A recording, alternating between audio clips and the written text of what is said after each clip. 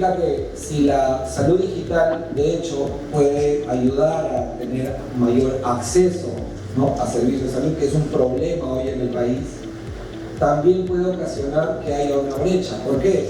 Porque no todos van a tener probablemente acceso a un smartphone o acceso a internet para acceder a un servicio de salud. Entonces hay que ser conscientes que este tema de salud digital también se podría convertir en una brecha y hay que trabajar en ello para lograr de que todas las personas puedan tener una mayor inclusión.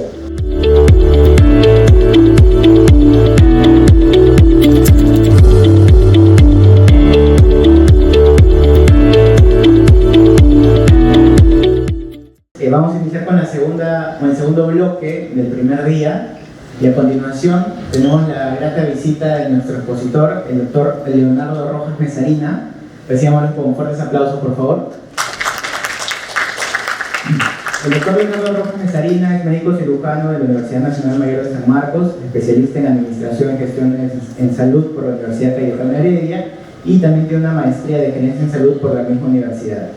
Es investigador RENACID, coordinador del Grupo de Investigación de Tecnologías de Información e Innovación y profesor asociado del Departamento Académico de Medicina Preventiva y Salud Pública en la Universidad Nacional Mayor de San Marcos. Actualmente es director general de la Oficina General de Información y Sistemas del Instituto Nacional de Salud y jefe de la Unidad de Telesalud de la Universidad Nacional Mayor de San Marcos.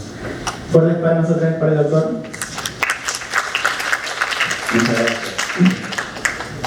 Buenas tardes a todos. Primero, agradecer a las personas que han organizado esta actividad, me parece muy importante. Conozco a la mayoría de las personas de la empresa, así que muy contento de estar en este importante evento. Entonces, en esta oportunidad vamos a hablar un poco sobre tecnología y cómo el COVID ha hecho, ¿no?, de que ha impulsado el desarrollo de la tecnología o de la implementación de tecnología en nuestro país y en muchas partes del mundo. Seguramente ustedes conocen, bueno, ya me presentaron, ya lo voy a comentar. Trabajo principalmente en San Marcos, en la unidad de Telesalud, desarrollamos temas de tecnología. Muchas veces la mayoría de personas piensan que soy ingeniero, justamente siempre me llaman ingeniero Rojas, y parece que trabajáramos temas que no son del área de medicina, pero en realidad tienen que ver mucho con salud, ¿no? Y vamos a explicar por qué. Seguramente ustedes han escuchado de hablar de ChatGPT. ¿Cuántos han escuchado hablar de ChatGPT? Levanten la mano. A ver, ¿qué es el ChatGPT? Cuéntanos. Justo, pero Brian, cuando dio la inauguración habló sobre eso, entonces busqué y vi que era un tipo de inteligencia artificial que te ayudaba, por ejemplo, a redacción, ¿no? Entonces, yo lo puse en el ejemplo de redacción de un artículo que tú le puedes presentar los resultados, por ejemplo, y te puede ir armando una discusión. Entonces, eso es lo que entendí. ¿Alguien más que tenga alguna opinión distinta de su compañero? ¿O que tenga algo que aportar? Bueno, ChatGPT efectivamente es una herramienta que utiliza inteligencia artificial. Y esta inteligencia artificial utiliza una serie de métodos. La inteligencia artificial utiliza diferentes métodos. En este caso, utiliza un método que se llama aprendizaje de lenguaje natural. Esto hace que, aunado a una gran base de datos, entienda lo que nosotros le preguntamos y el sistema lo que va a hacer es, en función a la información que tiene, va a responder y va a tratar de responder no solamente a la pregunta, sino de tratar de entenderla, ¿no?, y responder de tal manera que satisfaga lo que uno está preguntando. Entonces no es un chatbot como el que tiene, por ejemplo, Telefónica. Cuando uno llama a Telefónica al 104 le dice, ¿no?, ¿cuál es su problema? Y uno tiene que decir, tengo un problema de que mi celular tiene un problema con los botones. Entonces el chat, como no es tan inteligente, dice, sí, tiene un problema de la línea, no, tiene un problema de facturación. No es tan inteligente, ¿no? ¿Por qué? Porque está pauteado, porque no es en realidad, digamos, un chatbot inteligente, y lo otro es que no tiene toda la complejidad de algoritmos que tiene ChatGPT para satisfacer las preguntas que haga un humano. De hecho, entonces, primero el ejemplo que les traigo es que se ha probado a ChatGPT, se les ha tomado el examen, ¿no?, de medicina de Estados Unidos y lo ha aprobado con el 70%. Entonces ha salido aprobado ChatGPT con las preguntas que toman el examen de medicina. Lo mismo han hecho con el examen de MIR en España. Lo mismo han hecho con un MBA en España y en otras partes del mundo. ¿Y qué ha pasado con ChatGPT? Ha aprobado estos exámenes. ¿Y eso qué significa? O sea, significa que ya no necesitamos a las personas, el software me puede responder todas las preguntas que necesito. Si viene un paciente y tiene una enfermedad, yo le digo, paciente con tantos años, el ChatGPT me va a poder dar el diagnóstico y el tratamiento. ¿Qué creen? En un futuro quizás sí. Y es cierto, ¿no? Porque de hecho, todas estas tecnologías, porque ChatGPT es de una empresa que se llama OpenAI, ¿no?, que fundó Elon Musk y otras personas, y lo ha comprado Microsoft por una cantidad millonaria, $10.000 millones de dólares. Pero hay otras empresas que están trabajando también su propio software de inteligencia artificial. Google, con una herramienta que se llama Lambda, también está trabajando. Pero entonces, lo que buscan es probablemente en un futuro reemplazar al humano, pero hasta ahora todavía no tenemos una herramienta que pueda reemplazar. O sea, si yo le pregunto al ChatGPT, probablemente le doy un caso clínico, probablemente no me va a saber responder adecuadamente, porque los casos clínicos además no solamente hay una parte de conocimiento puro y duro, sino hay otros elementos o hay otras variables que se deben considerar. Y sobre todo, cuando hay una persona al frente, ¿no?, hay otros elementos, lenguajes no verbales, hay otros elementos que son importantes, experiencia previa de la persona, etcétera, que involucran y todavía no hacen que no se iguale, pero estamos justamente en un momento, en un tiempo súper importante, porque estamos casi al límite, ¿no?, llegando en el límite donde las herramientas tecnológicas están en un punto donde es posible que si ya los robots han reemplazado a mucha gente en la fábrica, probablemente este tipo de herramientas reemplacen a mucha gente en algunas labores todavía rutinarias. Entonces vamos a hablar un poco sobre qué cosa es la salud digital, cómo estamos, primero nuestro sistema de salud, cómo es que la salud digital entra, cómo le entra la tecnología y cómo el COVID ha ayudado a acelerar todo esto. Entonces, sobre la situación de salud del Perú, como saben, en los últimos años el sistema de salud del Perú ha tenido mejoras importantes, ¿no? Estas son mejoras importantes. Estos indicadores, ¿no?, de mortalidad desde el año 90 han mejorado mucho en el Perú, tanto así que estamos con indicadores menores a los objetivos de desarrollo sostenibles, o sea que estamos en esos indicadores bastante bien.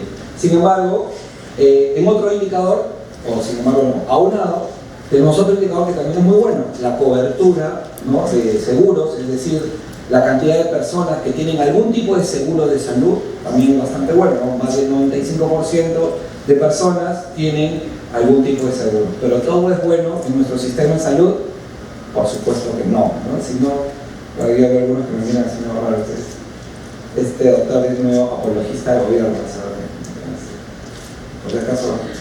Por si acaso, como le he comentado al inicio, yo estoy acá en un ámbito académico, ¿no? Si deben saber, yo soy funcionario público, pero principalmente mis comentarios son del tipo académico.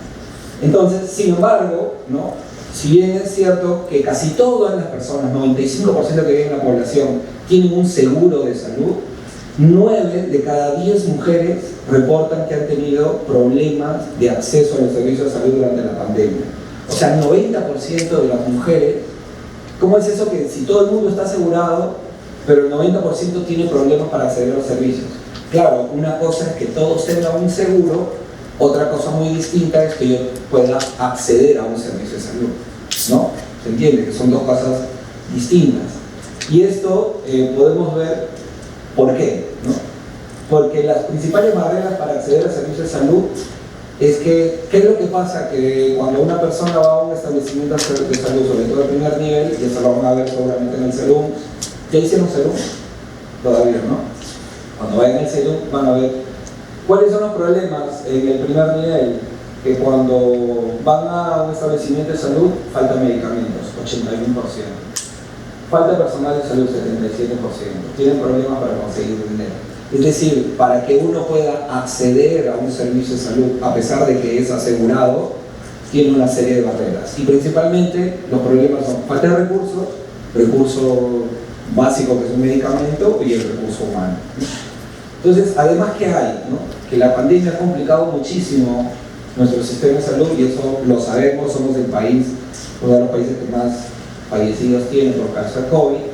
Y en esta encuesta que hace OPS, antes y después de la pandemia, pues acá se logra ver de que a las personas que se les había encuestado sobre si pudo acceder a un proveedor de salud durante la pandemia, la gente dijo que después de la pandemia o durante la pandemia, la cantidad de personas que habían podido acceder disminuyó. Es decir, no solamente en el Perú tenemos problemas de acceso, sino que con la pandemia ha hecho que pues, el sistema de salud se dedique más a la pandemia y haya problemas para acceder a los servicios.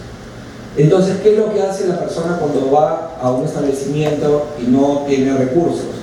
Y de hecho, ya las personas lo tienen tan interiorizado que cuando se enferman, ¿a dónde primero van? A la farmacia, a la botica. Y eso, cuando ustedes atiendan pacientes, les va a pasar, ¿no?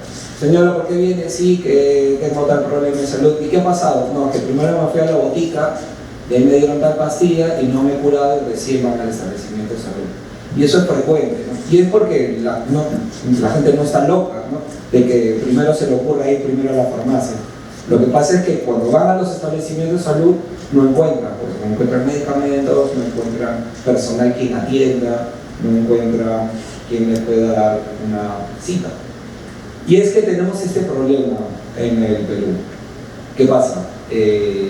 Esta debería ser una pirámide y que la mayor cantidad de recursos debería estar en la base, que es el primer nivel de atención.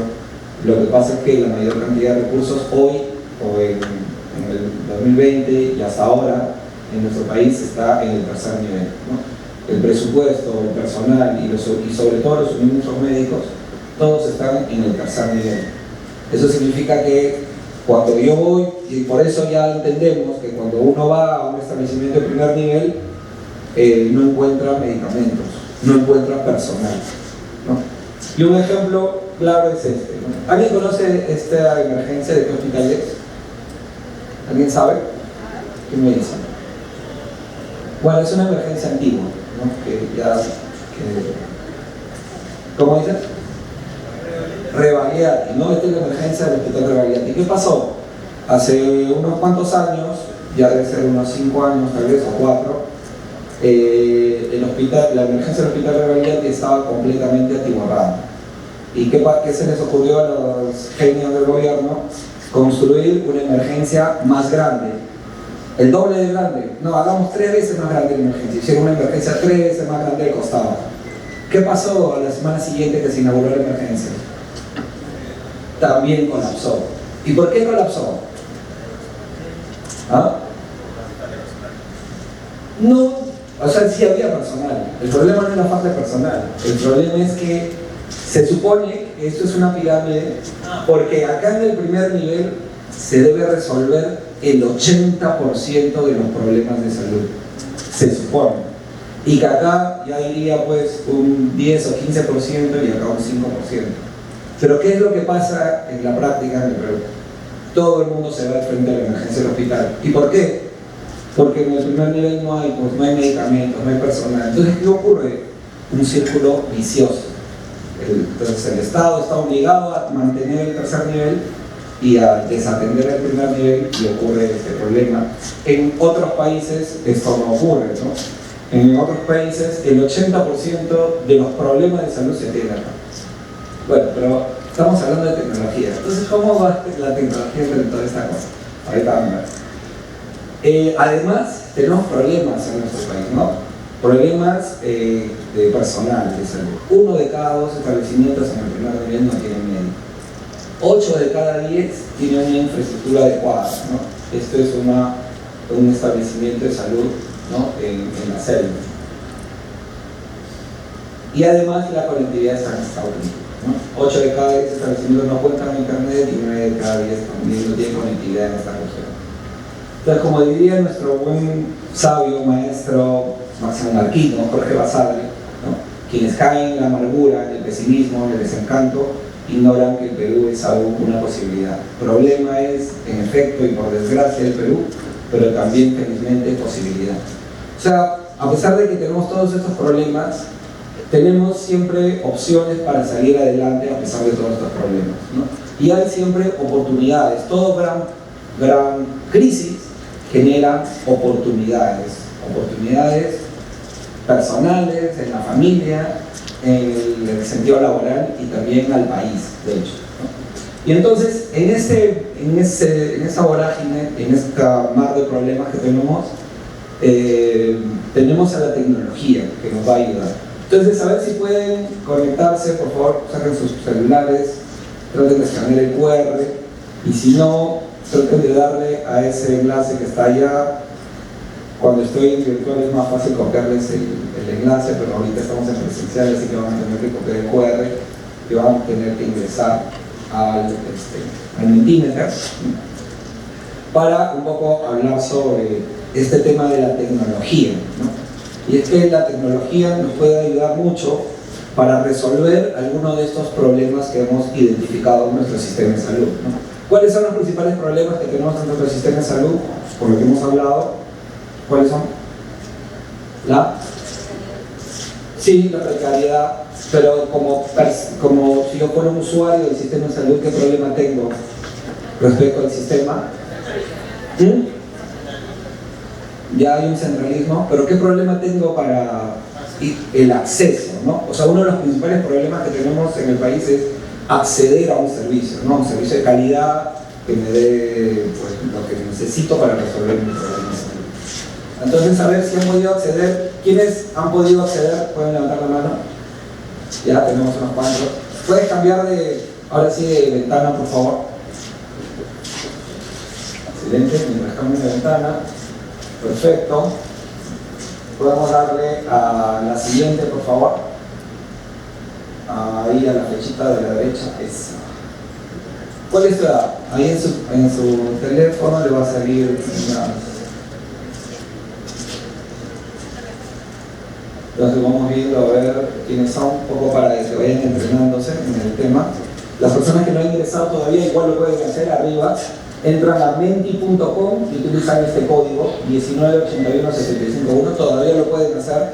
Las personas que todavía no han ingresado, no pueden escanear el QR, pueden entrar a menti.com, lo que está arriba, ¿no? Y utilizan ese código de 7 dígitos, 1981751. Lo pueden hacer también desde sus casas, los que están siguiendo el evento. Ya, perfecto. Entonces ya somos 40 y tantas personas. La siguiente, por favor. Está claro que la mayoría es de 20 a 29. Universidad de procedencia.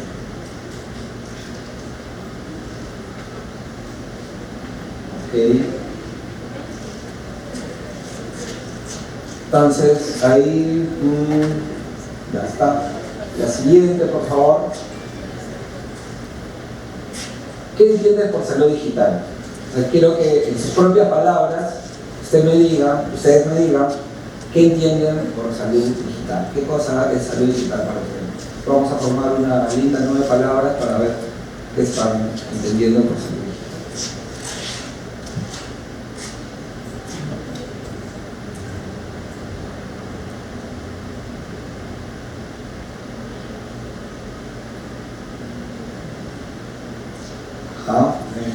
Con 18,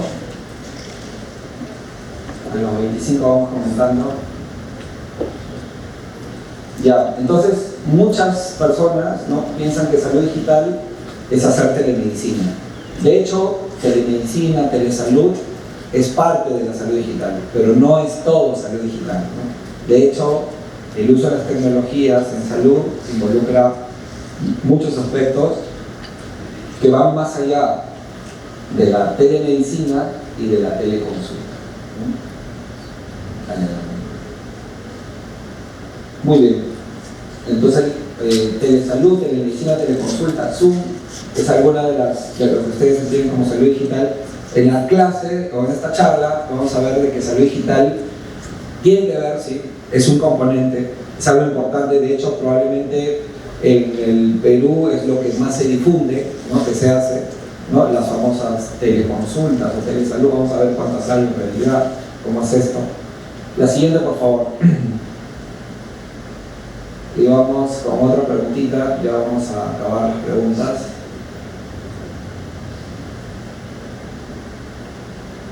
¿Qué pasó?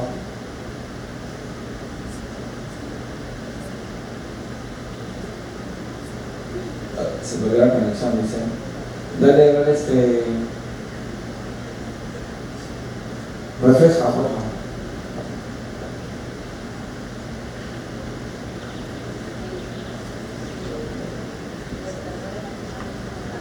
Ah, ya, esta parte es de preguntas. Ya, alístese porque van a, presiona Enter, por favor. Enter. Sí, Enter. Ya, ok. Estas son preguntas. El uso de aplicaciones móviles en la consulta médica es salud digital. ¿Cierto? ¿Falso? Depende. ¿Qué dice? Por ejemplo, WhatsApp. Pero un ejemplo más claro. ¿Utilizar WhatsApp en la consulta médica es salud digital? ¿Qué dice?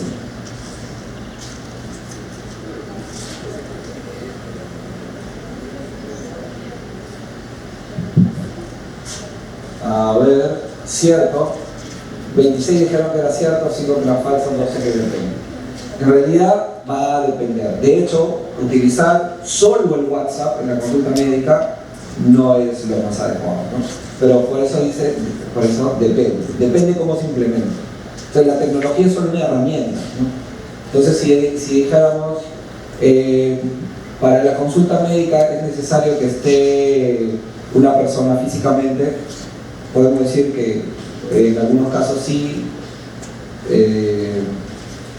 pero en realidad depende, porque va a depender, o sea, del hecho que yo me encuentre con una persona, por ejemplo, en la fila para comprar algo y me hace una pregunta médica, ¿eso es o no una consulta médica?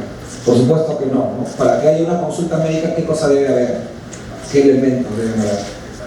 Por ejemplo, un examen físico, ¿qué más? Tiene que haber un espacio, sí, ¿no? Una consulta física, mejor hablando, ¿no? Pero hay otros elementos también, ¿no? Por ejemplo, la cita, y hay otros elementos más importantes que son necesarios para una consulta médica. Por ejemplo, el registro en la historia clínica es fundamental. Si no hay registro en la historia clínica, probablemente no sería una consulta médica, por más que yo esté en el consultorio. Entonces, lo mismo pasa con el WhatsApp. Seguramente el WhatsApp me va a permitir comunicarme, pero si no hay otros elementos, no estamos hablando de telesalud, telemedicina o lo que fuera. La siguiente, por favor.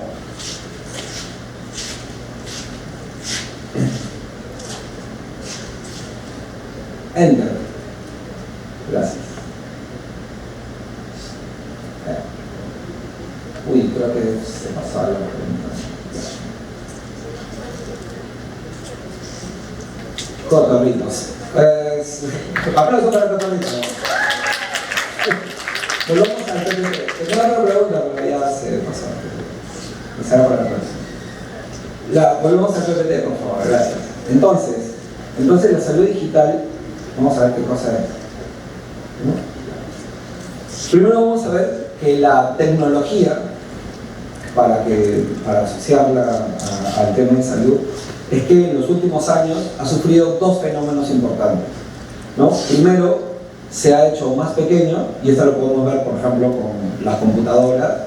Cuando se crean las primeras computadoras, si alguna vez han visto la película El Código Enigma o películas parecidas, las computadoras estaban en tremendos galpones, ¿no? Eran gigantescas, ni siquiera cabían en esta habitación, eran más grandes, ¿no? De ahí, con el tiempo, se han ido siendo más pequeñas.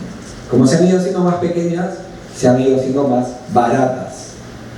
Y con esto, ¿qué ha pasado con este aparato que es más pequeño y es más barato? ¿Qué pasa con algo que es más pequeño y más barato? Todo el mundo lo puede adquirir, ¿no? entonces se hace más accesible. Y el otro elemento que es importante es que estas cosas que se han ido haciendo más pequeños, han tenido o han ido teniendo la capacidad de conectarse a Internet. Entonces estas cosas que son más pequeñas y que se conectan a Internet, esto tiene un fenómeno que se llama el Internet de las cosas. Entonces desde el 2005 la cantidad de cosas que se conectan a Internet es mayor a la cantidad de humanos que existen en la Tierra, 8.000 millones de personas. Entonces ahora se calcula que hay unas 40.000 millones de cosas que se conectan a Internet todos los días, todo el tiempo. ¿Y eso qué hace? Entonces tenemos este primer fenómeno, Internet de las cosas, ¿no? Con la capacidad de los aparatos de conectarse a Internet. De hecho, todos los dispositivos médicos que se fabrican hace varios años tienen la capacidad de conectarse a Internet. Y este fenómeno de conectarse a Internet, ¿qué hace? Que se genere muchísima información. Si yo puedo conectarme a Internet, significa que estoy produciendo información todo el tiempo. Eso hace que pues, la cantidad de información que hay en el mundo pues, se haya quintuplicado, duplicado en relación a hace 2 años, quintuplicado en relación a hace 3 años y así sucesivamente.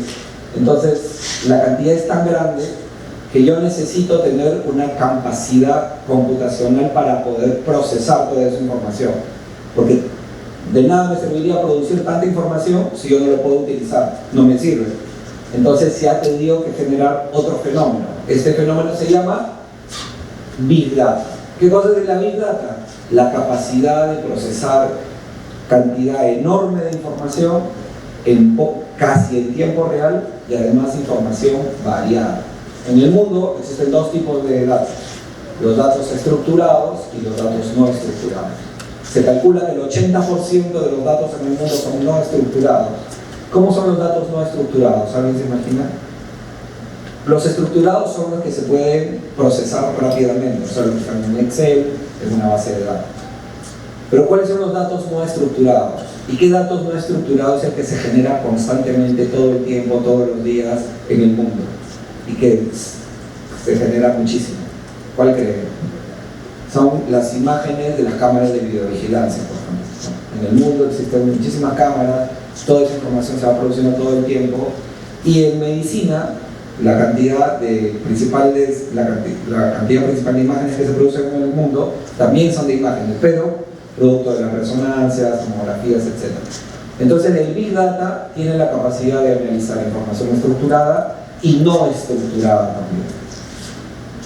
Entonces con esto, aunado a que en el mundo, por ejemplo en el Perú, tenemos más de 33 millones de personas, tenemos 38 millones de líneas de celular el año pasado, o sea, tenemos más líneas de celular que personas, y esos fenómenos también suceden en muchos países, y tenemos de los 33 millones de personas, casi 22 millones de usuarios de Internet, y más de 28 millones de usuarios activos de redes sociales. Es decir, si nosotros vamos a hablar de algún fenómeno donde la mayor cantidad de la población hace algo, ¿qué cosa es? ¿Se conecta a Internet?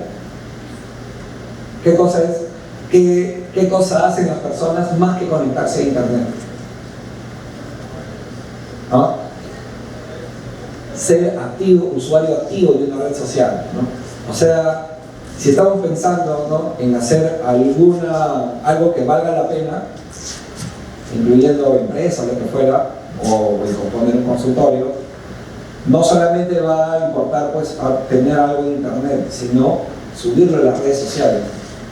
Porque más del 80% de la población, 90% de la población, es un usuario activo de una red social, ¿no? Y no estamos hablando de alguna en particular, ¿no? Estamos hablando de todas las redes sociales, que probablemente hay algunas que van subiendo, pero van bajando, etc.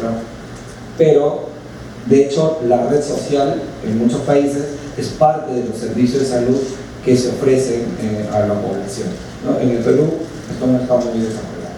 Entonces, finalmente, ¿qué es la salud digital? Es el uso de las tecnologías para mejorar la salud de las personas y optimizar el proceso de atención. Así de genérico es este tema, y esto implica no solamente hacer telemedicina, que es, digamos, esto es lo más chiquito, sino, por ejemplo, secuenciación genómica. Pero eso, ¿cuándo lo haremos? No se hace. De hecho, con esto vigilamos el COVID.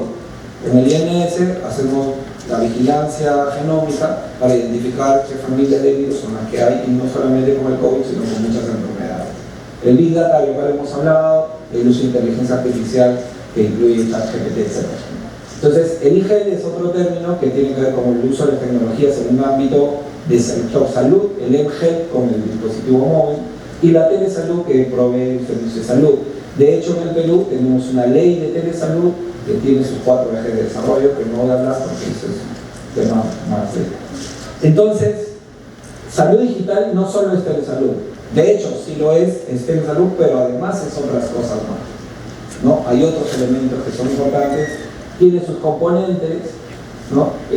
No vamos a tocar, pero sí saber de que con la pandemia hemos tenido que echar mano de una serie de herramientas tecnológicas que todo eso es salud digital, todo esto es salud digital, ¿no?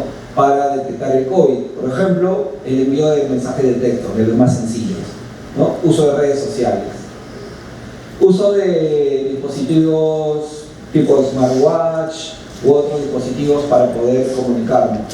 Por ejemplo, diagnósticos genómicos, herramientas para visualizar cómo va el comportamiento de la herramienta. Seguramente todos conocen este dashboard de la Universidad de Hopkins, ¿no? Es del fondo negro. Estas son herramientas que utilizan para... También seguramente han visto en los aeropuertos la visión computarizada. ¿Para qué se utilizaba la visión computarizada en los aeropuertos? Para detectar, por ejemplo, si las personas tenían fiebre, ¿no? O las personas también con la visión computarizada puedo detectar rostros, puedo hacer un montón de cosas, pero principalmente se utilizaba, por ejemplo, para fiebre. Con aplicaciones del celular se utilizaba para el rastreo de contactos, para saber quién estaba cerca y en un determinado tiempo a un paciente que tenía un diagnóstico positivo de COVID, ¿no? Machine Learning o el procesamiento del lenguaje natural, del cual también hemos hablado. ¿Para qué sirve? Para una serie de cosas, ¿no? Para el aislamiento, para trazar contactos, para el manejo clínico. Y la utilidad del móvil, pues ya lo conocemos, y en muchos países se ha utilizado, por ejemplo, para varias restricciones, para tener comunicaciones con los establecimientos de salud, el seguimiento o el telemonitoreo, que le dice, se deben hacer un montón de cosas. Y de hecho, los gigantes tecnológicos han tenido que ponerse de acuerdo para facilitar, para que los países puedan utilizar los celulares, por ejemplo, para poder rastrear por dónde van las personas, para poder hacerles seguimiento, para poder detectar posibles casos o posibles brotes de COVID en este caso. Entonces se ha tenido que desarrollar, las empresas se han tenido que poner de acuerdo, han tenido que poner a disposición su tecnología en los países. De hecho, acá en el Perú también ocurrió esto, ¿no? Hay una serie de aplicaciones de salud móvil que acá durante la pandemia se han utilizado. Por acá está alguna de Perú, acá está Perú en tus manos. Lamentablemente no tuvo mucho éxito por problemas internos y políticos. Recuerden que en ese momento también estábamos entre varios problemas políticos como ahora, y lo cual hizo que la herramienta prácticamente no se pueda utilizar. En Uruguay, en Estados Unidos, pues las herramientas fueron mucho mejor utilizadas, se desarrollaron también una serie de chatbots, etc. Pero también hay otro tipo de tecnologías, ¿no? ¿Quién me dice qué tipo de tecnología es esta? Realidad virtual, ¿no? La realidad virtual, por ejemplo, a este niñito está viendo un cuento, ¿no? Y hace como que le van a poner una piedra mágica y en realidad le están vacunando. ¿Y qué pasa con el niño? Ni siquiera llora. Y eso, pero eso es, no hay evidencia. Hay un montón de artículos, ¿no? De hecho, acá ya hay una empresa que hace lo mismo para los niños con cáncer, y de hecho se ha evidenciado que mejora la evolución de las quimioterapias para los niños que utilizan esta realidad virtual, ¿no? También hay otros elementos que son de realidad aumentada, que tal vez no está acá en esta foto, pero yo le decía justo a Brian En San Marcos hemos comprado un artroscopio que tiene también un lente que con realidad aumentada uno puede hacer la simulación de estar haciendo una artroscopía, por ejemplo, ¿no? Y seguramente sus universidades tienen también proyectos similares. Y lo otro es que el uso de la inteligencia artificial, ¿no? Y la inteligencia artificial se utiliza desde los años 60. Entonces no es algo nuevo, no es que es alguna tecnología reciente. De hecho, hay algunos papers donde te dicen que ya en el año de la década de los 40 ya habían algoritmos o algunas herramientas que utilizaban inteligencia artificial. Entonces la inteligencia artificial ayuda en este momento para dos cosas, ¿no? Para la detección o para el tamizaje de determinados problemas. Por ejemplo, nosotros en San Marcos tenemos una alianza con el grupo de inteligencia artificial de la Facultad de Ingeniería de Sistemas y estamos trabajando en 5 proyectos donde utilizan inteligencia artificial, por ejemplo, para detección de COVID con imágenes de tomografía o de ecografía, donde el sistema automáticamente lo que va a hacer es pintar una zona donde probablemente haya COVID, ¿no? Entonces el sistema hay que alimentarlo con una serie de imágenes, etc., utilizando una serie de técnicas. Generalmente para imágenes se utilizan las redes neuronales no convolucionales, que son la principal herramienta para el desarrollo de estas epidemias, ¿no? Y acá en este artículo también hablan sobre el hospital, el uso de la inteligencia artificial y cómo han predecido, por ejemplo, las pandemias del SARS o el procesamiento del lenguaje natural, donde se revisa información de redes sociales para detección de brotes o enfermedades relacionadas a la salud pública. Entonces, ¿qué otras herramientas de salud digital? Internet de las cosas, Big Data, blockchain, también están siendo utilizadas en salud, ¿no? En Estonia, las historias clínicas electrónicas se resguardan a través del blockchain y de tal manera que su información se hace casi imposible de hackear. Entonces, cuando una persona se va a ir del país de Estonia, lo que hacen es que en un USB colocan toda su historia clínica y le entregan a la persona para que se vaya a otro país y le entregue a su médico tratante y pueda seguir alimentando su historia. Ese tipo de cosas también ya se están haciendo, pero como lo que ustedes han mencionado, de todo este tema de salud digital, pues lo que más se conoce es telesalud, ¿no? Y es porque probablemente en Latinoamérica las herramientas o lo que más se ha trabajado es telesalud, ¿no? En todos los países, acá por ejemplo en Colombia, tenemos también una donde nos dicen quién es, cómo se ha desarrollado, pero en países, por ejemplo en Estados Unidos, estos son los días de la semana y tenemos atenciones presenciales 100%, ¿no?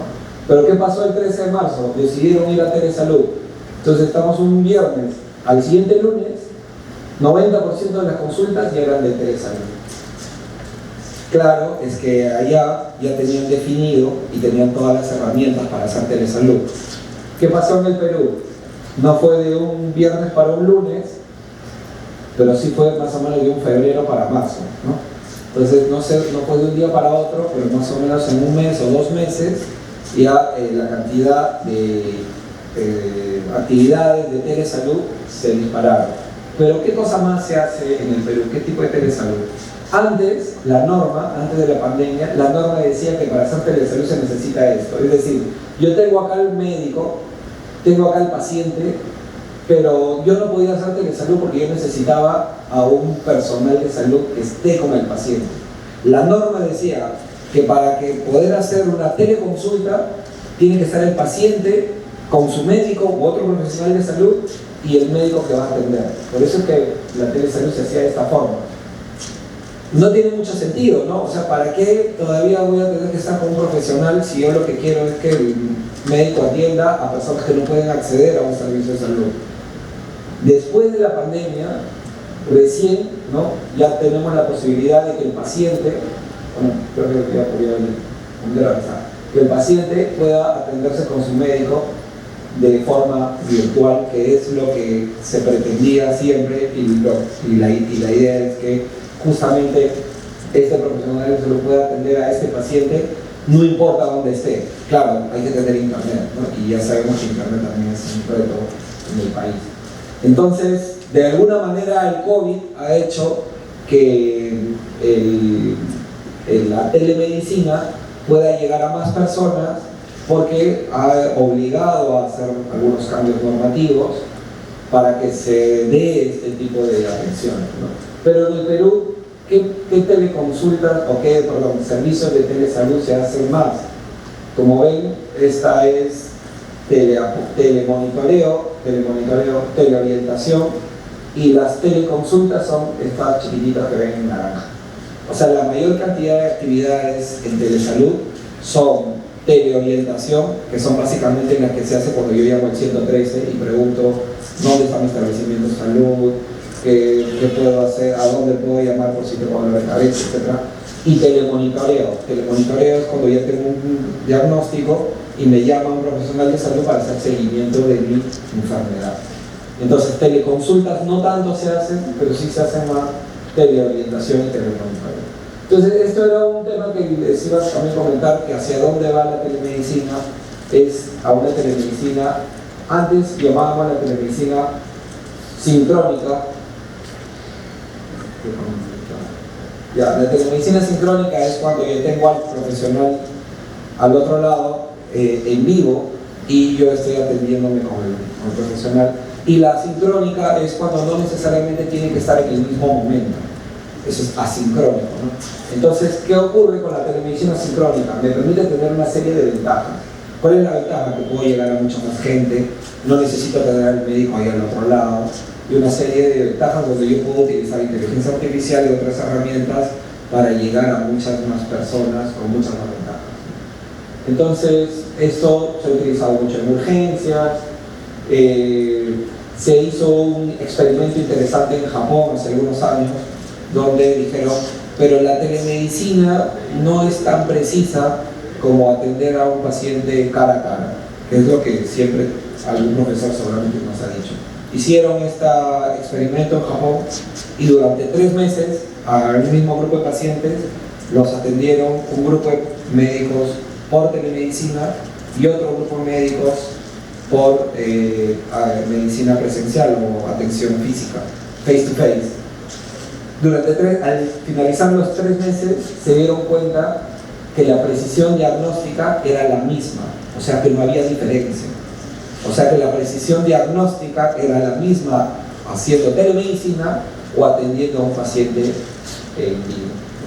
Entonces hay una serie de adecuaciones que hay que hacer y para finalizar ya, yo sé que es un poco tarde, tenemos esta reflexión de la ex directora de OPS, ahorita ha cambiado como a directora de OPS, y dice lo siguiente, ¿no? Tenemos que dar una nueva mirada a la salud pública, mucho más holística e inclusiva, que considere nuevos factores críticos para el éxito de intervenciones como la conectividad, ancho de banda, interoperabilidad y inteligencia artificial, entre otros. Este enfoque renovado también debe considerar las desigualdades en la área digital para garantizar que la brecha digital no amplíe la brecha de desigualdades sanitarias. ¿Esto qué dice, no? Significa que si la salud digital, de hecho, puede ayudar a tener mayor acceso, ¿no?, a servicios de salud, que es un problema hoy en el país, también puede ocasionar que haya una brecha. ¿Por qué? Porque no todos van a tener probablemente acceso a un smartphone o acceso a internet para acceder a un servicio de salud. Entonces hay que ser conscientes que este tema de salud digital también se podría convertir en una brecha y hay que trabajar en ello para lograr de que todas las personas puedan tener una mayor inclusión. ¿Y cómo se hace eso? Logrando que todos estén conectadas y dando facilidades para que tengan acceso a equipos. Y no solamente estamos hablando de personas que viven pues a miles de kilómetros fuera de Lima, sino también a personas que viven probablemente en San Isidro, Miraflores, y que por la edad no saben utilizar, por ejemplo, la tablet. Y eso le pasa mucho a los abuelitos, a mi mamá, que muchas veces no puede sacar su cita porque no sabe utilizar muy bien la computadora o el celular. Entonces este tema de la brecha digital no solamente se da porque una está en una zona muy excluida, sino puede ser también porque no sabe utilizar la tecnología. Y corresponde a nosotros lograr de que esta brecha disminuya. Bueno, eso es todo. Muchísimas gracias.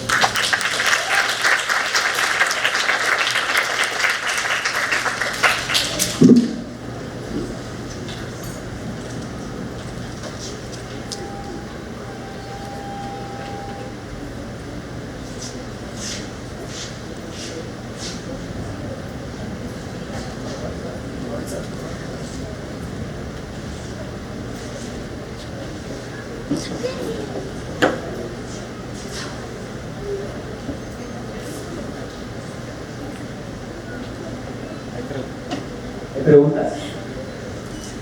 ¿Sí? ¿Alguna pregunta, chicos? ¿No? Mientras se animan a hacer sus preguntas, justo el doctor Leo estaba comentando el uso de la realidad virtual en pacientes oncológicos pediátricos, ¿no? Con visores, con VRs. A propósito de eso, pues cuando yo estaba rotando en presidencia ejecutiva en la salud, fue que lo coordinamos con Fields-Wood y la Fundación Vicen. Sí, fue una entrega de visores que pues debería replicarse, ¿no? Y como dice, hay mucha evidencia de que estas tecnologías implementadas al área de salud de hecho tienen buenos resultados. ¿No hay preguntas por ahí, chicos? Sí, a ver. ¿Qué tal, doctor? Bueno, una pregunta sobre el final, sobre, por ejemplo, chats de inteligencia GPT, que es más, incluso hoy en día se puede ver en artículos de consideran a ChatGPT como autores. Entonces, la pregunta sería, ¿qué tan ético sería tener en cuenta que ChatGPT pues, se basa, hasta donde tengo entendido, en bases de datos de diversas pues, páginas o de internet? Entonces, ¿qué tan ético sería utilizar este tipo de inteligencias artificiales como para redactar artículos en este sentido? Sí, mira, por ejemplo, en mi trabajo, con las personas que yo trabajo, todas utilizan ChatGPT, por ejemplo, para poder redactar el marco teórico de los artículos que desarrollan, o para poder hacer una validación de un texto o de una traducción que hacemos, porque muchos de los artículos que publicamos son en inglés. Entonces escribimos el artículo y le decimos a ChatGPT que nos diga si la traducción está bien hecha, ¿no? O si hay alguna, y de verdad nos corrige muchos errores de sintaxis. Y sí, también he visto estos papers. Todos ellos son papers que son pre-print en este momento, o sea, todavía no han pasado por una revisión por pares. Todavía no he visto un artículo que haya sido publicado con revisión por pares. Todavía son preprints, hay como 3, 4 o más. De hecho, hay uno que estábamos nosotros pensando publicar y poner a ChatGPT como autor. Pienso que probablemente los comités de ética lo van a observar porque se supone que una persona cuando es autor es porque da una contribución importante al artículo, ¿no?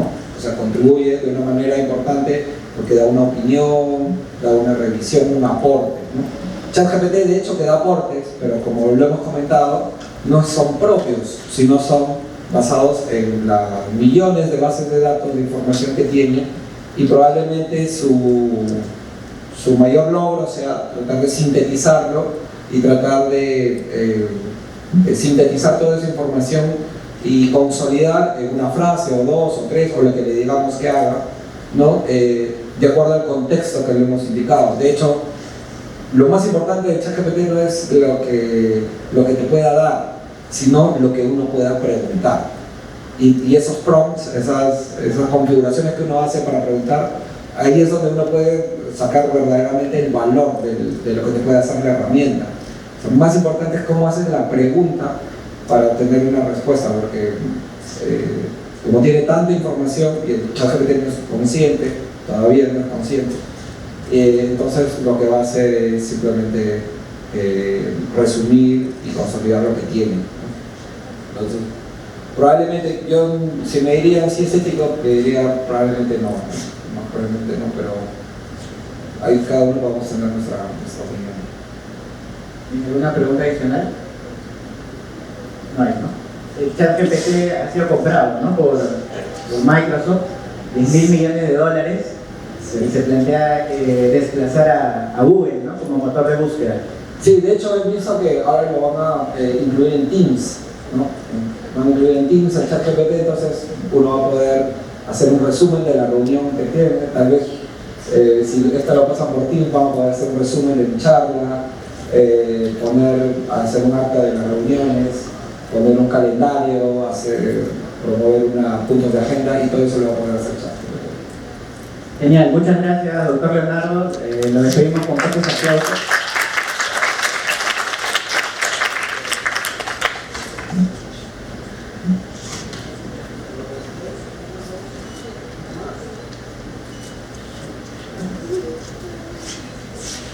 Bien chicos, tenemos un coffee break afuera, pero antes de eso hay unos premios a cargo de Rodrigo. Rodrigo, justamente en esta intención de innovar, tiene una fundación que es FIECME, que te va a comentar un poquito y eso viene con premios obviamente, ¿no? Adelante Rodrigo. Gracias, doctor Brian. ¿Qué tal? Empezamos con todos. Felizmente la inteligencia artificial aún no nos alcanza en el tema de enseñar a estructurar, pero quizás próximamente programe un robot y ya nos clasen a nosotros. Pero si están las diapositivas, por favor. Bueno, nosotros formamos parte de la Fundación Iberoamericana de Entrenamiento de Cirugía Musculoesquelética, una fundación fundada por el doctor Jack Hernández, es cirujano traumatólogo del Hospital Almenara, formado ahí mismo y es especialista en lo que es tumores musculoesqueléticos. Él con esta visión de poder enseñar a todos los estudiantes de medicina de una manera sencilla y práctica suturar. De hecho, sabemos que esto es un principio básico para todos los que vamos a ser profesionales de la salud, doctores. De hecho, como pueden ver acá en la imagen, él está enseñando a un interno de medicina, ¿no?, a suturar, luego ya de haber hecho unas prácticas, ¿no?, en modelos anatómicos en un paciente, dándole sus primeros puntos. Y es la visión que queremos llegar a todos ustedes, ¿no?, que en verdad aprender a suturar lo puede hacer desde un alumno que recién ingresa a la facultad hasta un interno, ¿no? Siempre con unas buenas bases teóricas, unas buenas bases consolidadas prácticas, ¿no?, previamente antes de la atención del paciente, como pueden ver acá en pantalla. Es así como lanzamos el tercer curso de suturas, ¿no?, en alianza con sí, el siguiente, tenga ahí lanzamos este tercer curso de suturas en alianza con Quake con la metodología que ya tienen acostumbrados, toda la calidad de clases, como pueden ver, las teóricas, ¿no?, porque las prácticas ahora ya van a ser presenciales, con toda la metodología logística, ¿no?, la calidad de video, los instrumentos digitales, como pueden ver los apuntes en vivo acá. Estas son imágenes de la segunda edición donde participan los docentes del cirujano Jack Hernández, que es el que dicta las prácticas. Entonces, vamos a ver un poco acerca del temario, está a cargo del profesor Rodrigo Caimel, para que les explique un poco qué contiene este curso. Gracias. ¿Qué tal, chicos? ¿Cómo están? Yo también soy Rodrigo. Soy parte también del FIECME, junto con mi compañero, mi tocayo y con Renato. Ahora les voy a explicar un poco de qué consisten nuestras clases, ¿no? Vamos a comenzar primero con la práctica. Como muchos cursos también de sutura, nosotros ahí vamos a enseñar a cómo hacer los distintos puntos que vamos a utilizar tanto en un tópico de emergencias, lo más común para cerrar una herida, como en un quirófano, ¿no?, que todos en algún momento seamos como internos, médicos generales o residentes o especialistas vamos a hacer de todas maneras. Entonces tenemos que saberlo hacer bien. Entonces, por ejemplo, tenemos el punto simple, invertido, el colchonero, que también se llama PAC, el punto en X, de ahí también tenemos los puntos continuos, los intradérmicos, y también les vamos a enseñar a cómo retirar los puntos, porque hay una técnica adecuada para eso. ¿Qué nos diferencia con otras academias, con otros profesores que también dictan estos cursos de suturas? Que nosotros damos un vasto conocimiento respecto a teorías. O sea, no solamente tenemos que aprender a suturar como tal, sino tenemos que saber todo el conocimiento previo a, ¿no? Entonces nosotros damos clases de bioseguridad, anestésicos locales, cómo inyectarlos, cómo realizar nudos, la teoría de nudos antes de llegar a la práctica, cómo curar heridas, que también está a cargo del doctor Jack Hernández, y también cicatrización de heridas, la fisiopatología, todo eso que también lo vemos en nuestros cursos de ciencias básicas, hacemos un repaso de aquello. La clasificación de los hilos de sutura, que es muy importante saber, porque nosotros vamos a poner en nuestra receta qué hilo vamos a necesitar, qué grosor, qué tipo de aguja, para los distintos tipos de heridas, los distintos tipos de planos. Los materiales, siempre es importantísimo conocer los materiales de sutura. Como le dije, la clasificación de las agujas, de todos los tipos de sutura. Cómo se dispone un quirófano y cómo comportarse en un quirófano, que es esencial saber o tener un conocimiento previo antes de ir a hacer prácticas de cirugía. Las medidas de asepsia y antisepsia también, el uso de los mismos instrumentos que vamos a aprender cuáles son, y un correcto lavado de manos, tanto el lavado de manos clínico, que nos han enseñado siempre desde el primer ciclo que va en la facultad, como un correcto lavado de manos quirúrgico, que es lo que nosotros aplicamos en quirófano, ¿no? Ahora, dentro de nuestro pack presencial, porque ahí vamos a explicar qué tipo de packs vendemos nosotros. Está la caja firme dentro del presencial. Y nuestra caja viene renovada porque hemos incluido nuevos materiales, a diferencia de los dos cursos anteriores que hemos dictado, ¿no? Viene con un modelo anatómico de suturas, que es un modelo animal, que nos va a ayudar a practicar lo más parecido a la piel humana, ¿no? Entonces también cuenta con 2 hojas de bisturí, número 22, una jeringa con su aguja, el kit de 9 piezas de entrenamiento quirúrgico que lo pueden ver acá, que contiene todo lo que necesitan para suturar, 2 hilos de sutura nylon 3.0, que es lo más común que van a utilizar en un tópico, entonces se tienen que familiarizar con eso, par de guantes estériles y stickers tanto de la fundación como de la Academia Wix. Ahora Renato les va a explicar un poco más.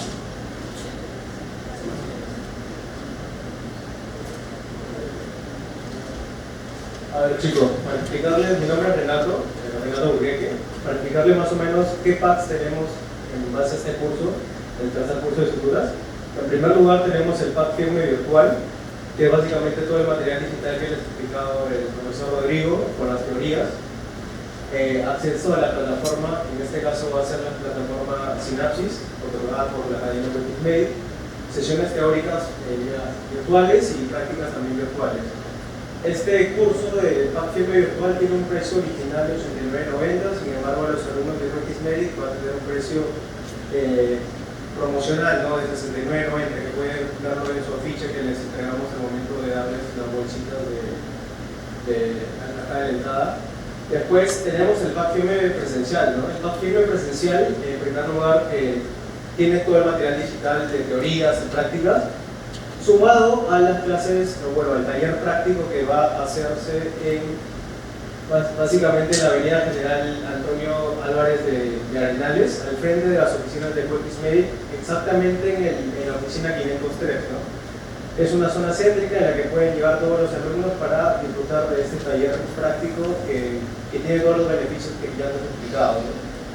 Este pack firme presencial tiene un precio original de $219.90, sin embargo para los alumnos de la Academia Wix tiene un precio de $184.90. Es por eso que les recomendamos a tomar este curso. Va a estar muy bonito y en realidad tiene toda la metodología que básicamente utiliza la Academia Wix y también la práctica que va a ser brindada por un cirujano experto, ¿no? Y a un subespecialista que es el doctor Diego Hernández. Entonces, ahora como parte de este convenio, de esta alianza que tenemos con Wix, vamos a realizar un sorteo para todos ustedes que quieran asistir a este curso. Vamos a sortear un pack virtual el día de hoy y mañana también, así que por favor los que quieran participar pueden llenar este QR, ¿no? Y ahora luego de meta hacemos el sorteo, ¿sí? Que vayan llenando el link, gracias a el coffee. Y nada, agradecerles por su escucha y también a la Academia por la invitación. Gracias. Gracias chicos. Gracias. Ahora los invitamos. Ya. Ahora sí chicos, ya llegó el último ponente que es el doctor Ochoa, está afuera. Pero antes de su ponencia, los invito por favor a que puedan salir al jardín para el coffee break, que está más nutritivo que el de la mañana. Y unos 10 minutos, 10 o 15 minutos y iniciamos con el doctor Cristian.